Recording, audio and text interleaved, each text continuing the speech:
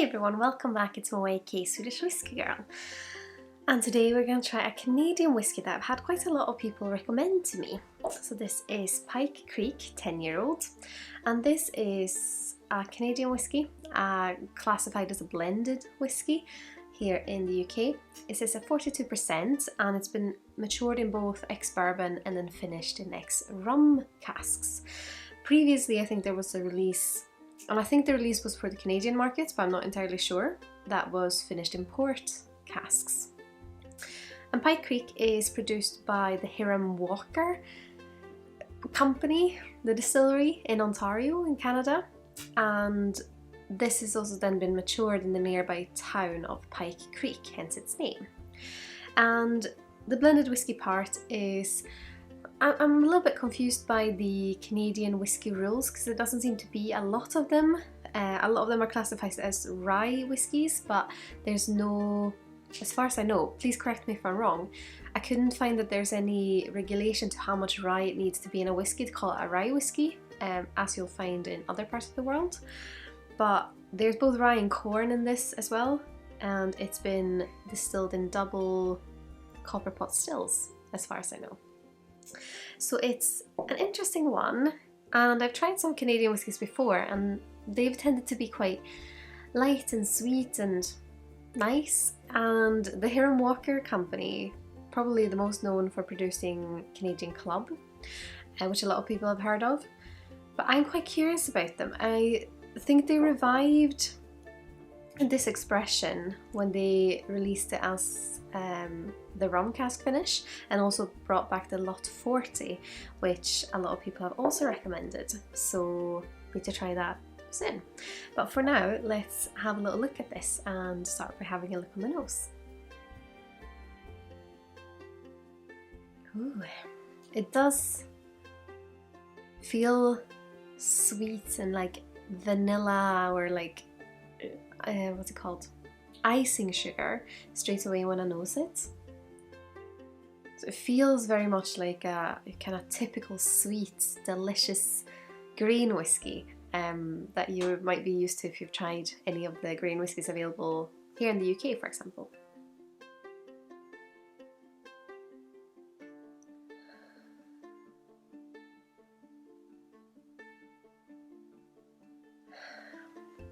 Yeah, the kind of sense I get of it is like a really lovely springtimey cake.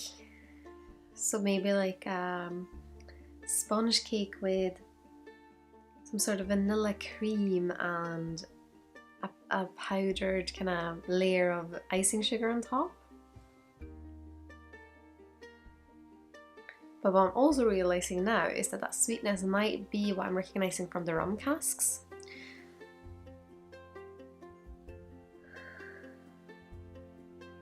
I'm not entirely sure what the character of Pike Creek is because I've never tried it before, I think. But I'm guessing that maybe if you have a lighter style, like a grain whiskey, then the rum cask can come out a little bit more, can take a little bit more centre stage. And now that I think about it, what I thought was that grain whiskey character might be the rum coming through. And now I'm also getting this kind of rum. This is the first I'm noticing of the day, so it takes a little bit of getting used to, but it's, yeah, definitely like a rum character, but also a little bit of paint. And I know someone asked me if I was high the last time I said this, tasting notes, but is this kind of slight chemical note I can find in some whiskies that, like when you open a jar of paint, I guess, and you get this kind of slightly chemical notes. Sometimes I get that from whiskies, but I think it's the alcohol mixing with this kind of fruity, estery note, which some people also recognise as acetone. It's a little acetone. I guess that's what I'm trying to describe. But let's have a little taste. Sláinte Skål.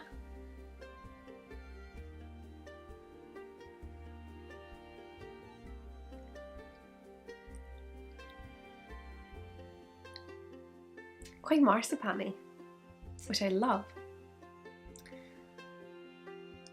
It does remind me a little bit of the Teeling small batch, and if you've seen this channel, you might know how much I love that one. It's so Teeling small batch is an Irish whiskey, which has also the influence of a rum cask finish.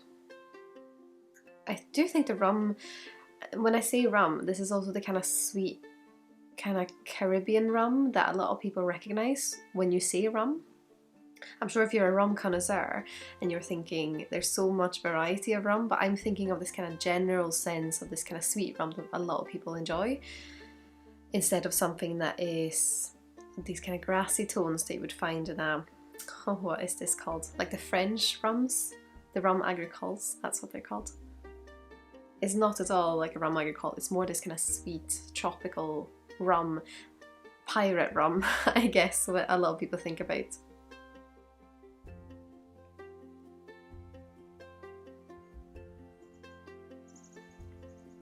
What I like about this one is that it also has the kind of, it is quite light, it's quite sweet, which I really like. It has this kind of, I can't really tell apart if it's the graininess.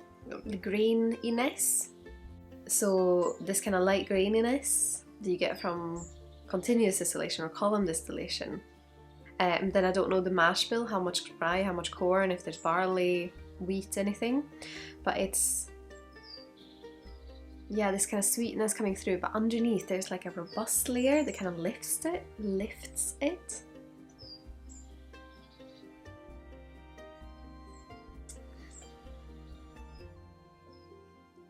Yeah, this is the sweetness meets the woodiness, which is, I really, really enjoy. This is like a dessert whiskey, like I said about the Teeling as well. It's, yeah, it's like a dessert in a glass for me. And I think if you do like Teeling small batch, you might like this. And I have once again forgotten to tell you the price. I think this is around £25 in the UK, which I would consider buying a bottle of. But now I really want to compare this to the Teeling, so I'll have to figure out which one I like the better. But yeah, this is like such a desserty treat, like that kind of cake vibe, marzipan, but also with the layer of wood underneath that kind of lifts it.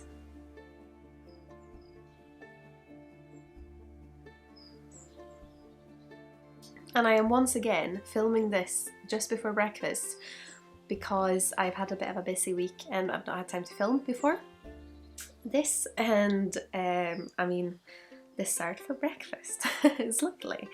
But I would, as normal, of course, love to hear your thoughts. Have you tried this Pike Creek 10-year-old? What was your thoughts on it?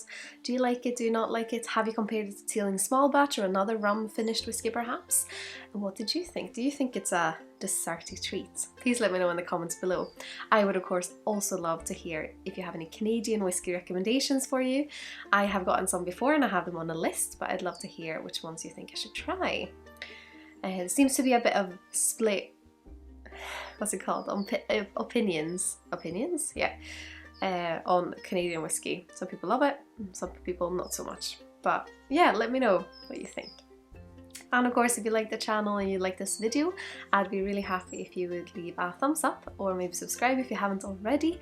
And if you would consider using my affiliate links the next time you're shopping with either Master Malt, the Whisky Exchange or the Scotch Malt Whisky Society. I've put all those links as well as links to my other social channels in the description here below as well.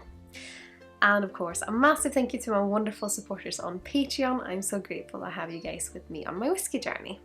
I hope you've all had an absolutely wonderful day. Sláinte Skål!